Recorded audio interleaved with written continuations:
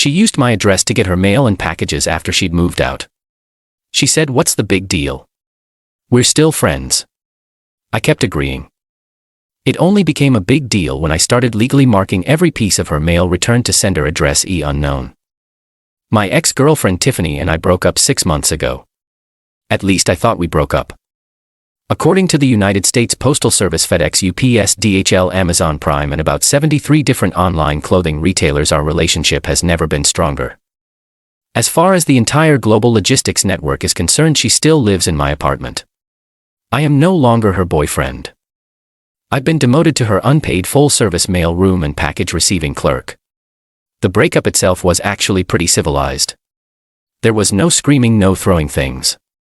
It was one of those slow, sad fizzles. We just wanted different things. I wanted a partner to build a life with. She wanted a partner to fund her hobbies and applaud her social media presence. So we had the talk. We agreed to go our separate ways. She packed up most of her things over a weekend and moved in with a friend across town. It was mature, it was amicable, and then the mail started. It began innocently enough. A week after she moved out, a small package arrived for her. I texted her, "Hey, you got a package from Sephora?" She replied, "OMG. I totally forgot to change that address. You're a lifesaver. Can you just leave it in the lobby? I'll swing by and grab it tomorrow." I was happy to do it. We were trying to be friends after all. A week later, it was a bank statement, then a fashion magazine, then a subscription box for artisanal gluten-free dog treats. Tiffany does not own a dog.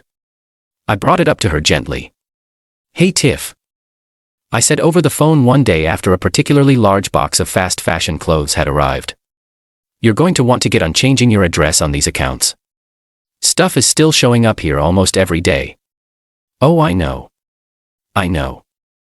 She sighed, her voice full of a practiced weary drama. "I've just been so swamped with the move and everything. It's such a hassle. Would you mind just holding onto it for me for a little while longer? It would be a huge help." Like a fool, I agreed.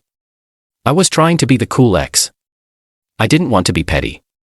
So I became her unofficial post office. My once clean entryway slowly transformed into a monument to her consumerism.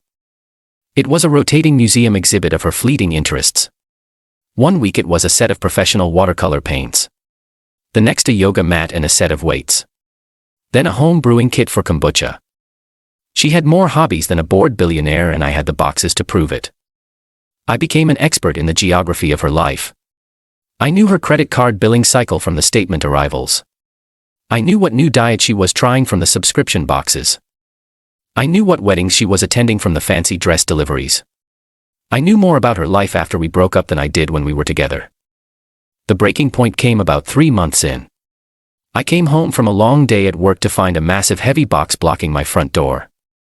It was a flat pack assemble-it-yourself Scandinavian bookshelf.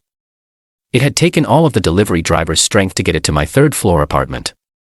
I had to wrestle this thing into my living room, where it took up the entire floor space. I called her. My patience finally worn thin. "Tiffany," I said, my voice tight. "You have a bookshelf in my living room. A bookshelf that I had to drag inside. This has to stop. You have to change your address today."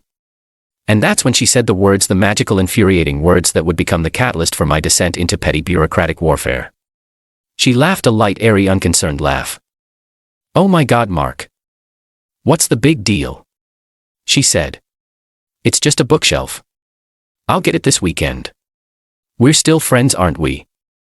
Friends help each other out. What's the big deal? We're still friends." It was the perfect manipulative statement. It was designed to make me feel like the unreasonable one, the petty, uncaring ex who wasn't being a good friend. She wasn't asking for a favor. She was stating a fact of our new relationship. She would continue to use me for the conveniences of our old life. And if I had a problem with it, I was the one who was failing at being a friend. I stood there looking at the giant 7-foot-long box of particle board, and I felt a switch flip in my brain. The cool ex was dead. In his place was a man who had just been given a new, clear purpose. "You know what, Tiff?" I said, my voice suddenly calm and cheerful. "You're absolutely right. We are friends. Don't you worry about a thing. I'll take care of it. Thanks, Mark." She said, relieved. You're the best. Always happy to help a friend. I replied, and I meant it. I was about to help her become a much more responsible, independent adult. The lessons were going to be harsh, but they were in their own way an act of friendship. A very, very passive-aggressive act of friendship. That night I didn't sleep. I researched. I became a student, a scholar, a veritable monk devoted to the sacred texts of the United States Postal Service. I delved into the deep arcane lore of the domestic mail manual.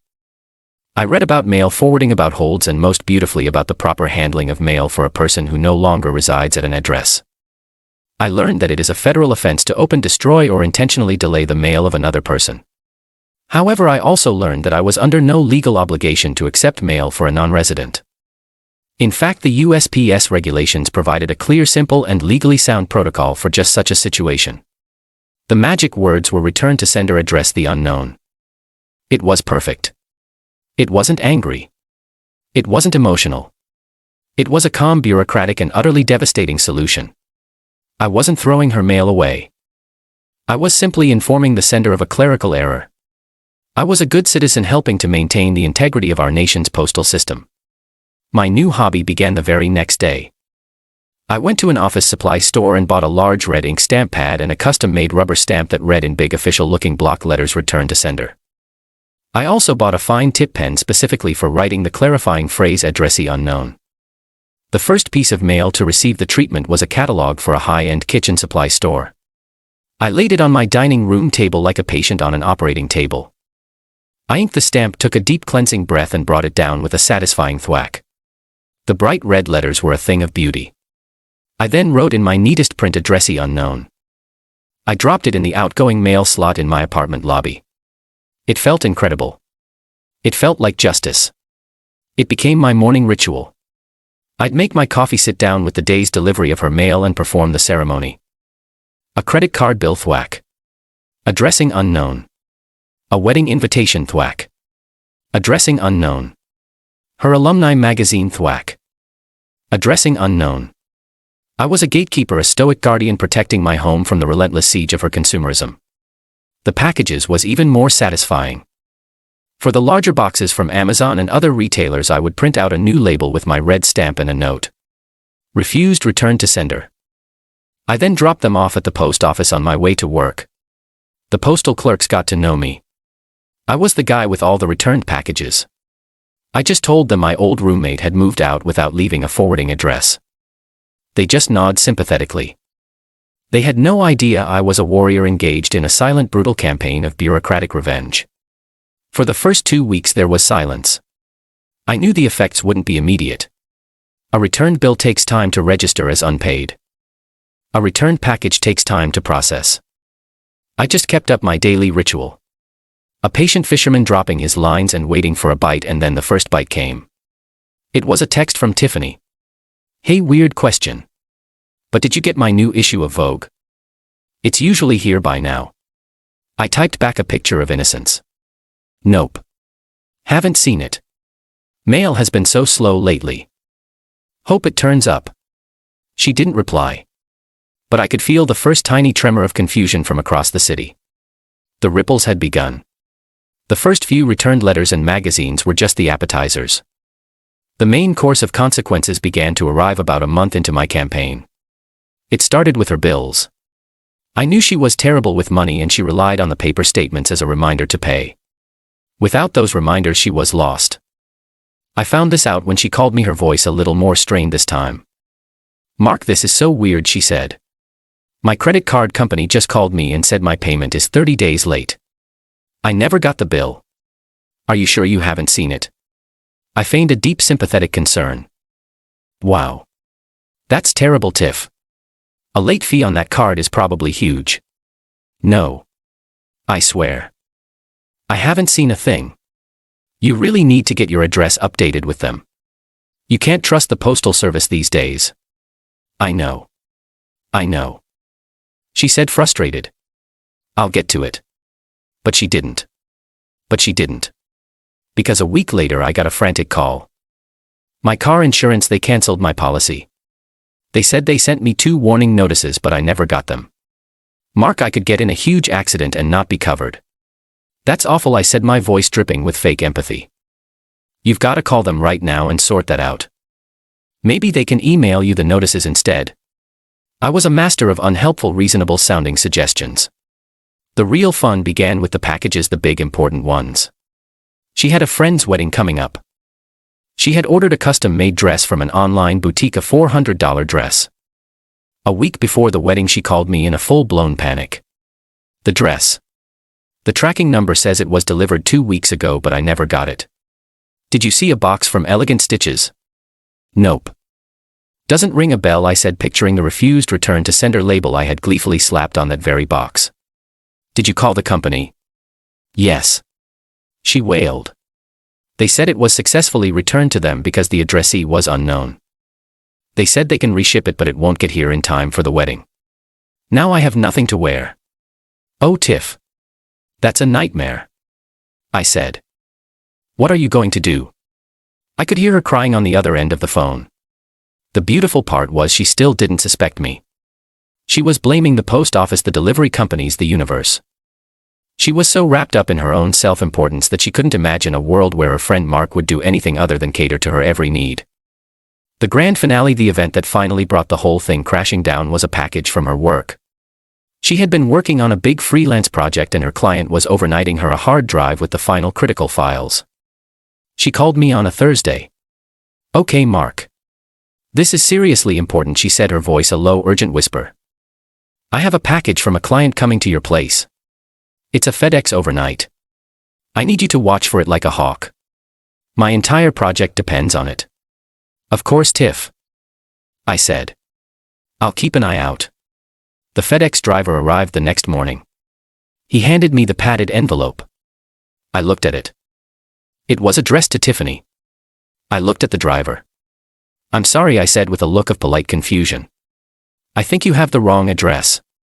No one by that name lives here. The driver looked at his scanner, then at the label.